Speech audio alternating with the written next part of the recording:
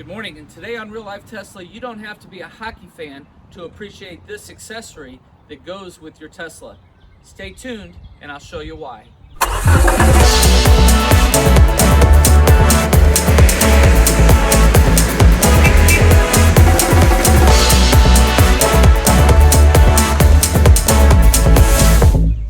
Okay, good morning and welcome to Real Life Tesla. Today we're going to be talking about accessories that you should have on hand and why I think that they would be important for you. The first one we're going to talk about today is our hockey pucks. One of the most important accessories you'll ever need is one that you won't need until it's an emergency. And that is what we call hockey pucks, or better yet, in the Tesla world, they call them arm pads. And they are four little hockey-shaped pucks that have an extension on them that actually fit in the bottom of the Tesla to protect the battery and the sidearm against when you lift and having damage on your car. Today on Real Life Tesla, we're going to show you why you need these and where they work in order to protect your battery and the underneath side of your car. So if you watched our long range test, you know that we ran out of power in the middle of our test. And when we called Tesla Roadside Assistance, they explained to us that battery charging was not part of it.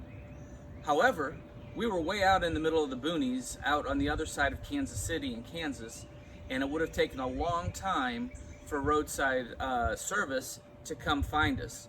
So what happens if you need to change the tire? You got a flat tire, you're capable of doing it, but what are some of the things that you need to know?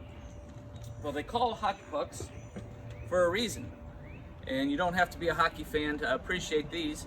We're going to show you how you would use these if you had to change your tire. Okay, so if you take a look underneath your Tesla, you obviously have the battery underneath here, and it would be very important that you do not press any kind of jack up against the battery.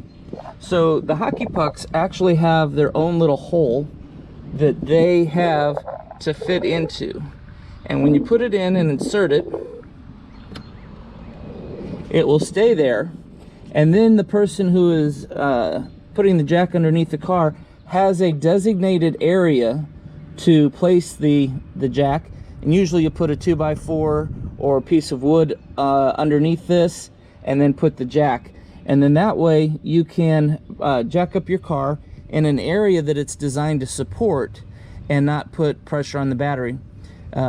With the extra weight of a battery, these cars are twice as heavy as a normal car, and if you put any kind of pressure where it doesn't belong, then you're going to cause severe damage.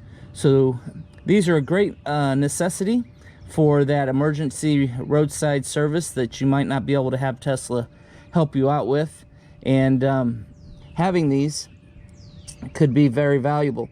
Now you get 4 of them just in case you have to lift the whole car up at once on a rack, and it will give you the ability to protect your car when you need it.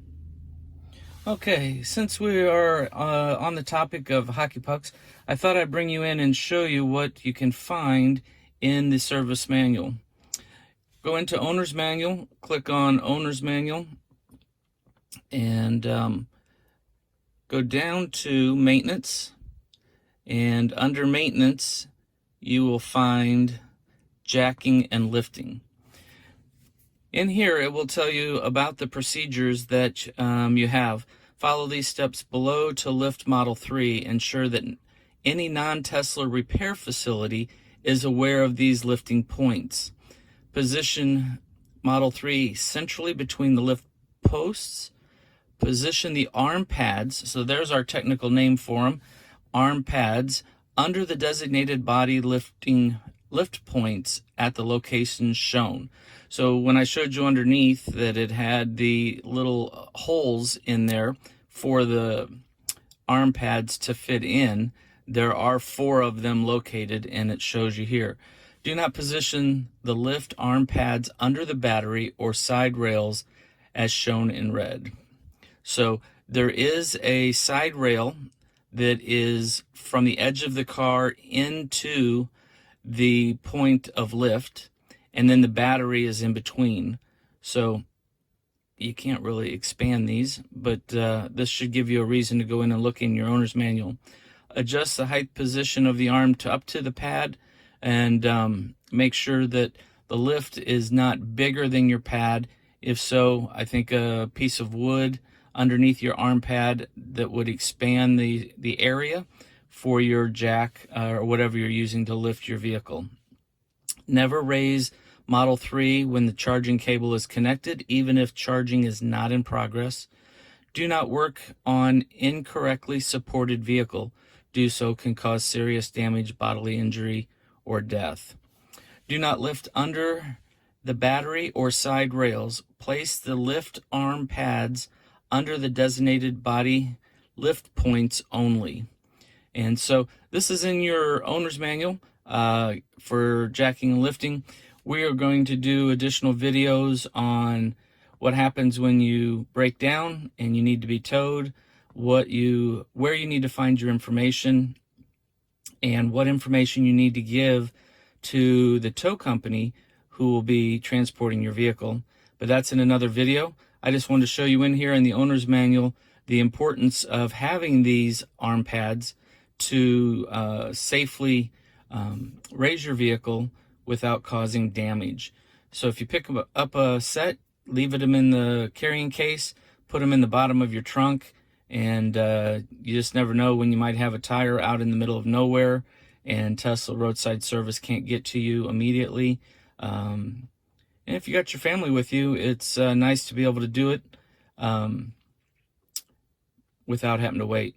So hopefully that has helped, and we'll continue on.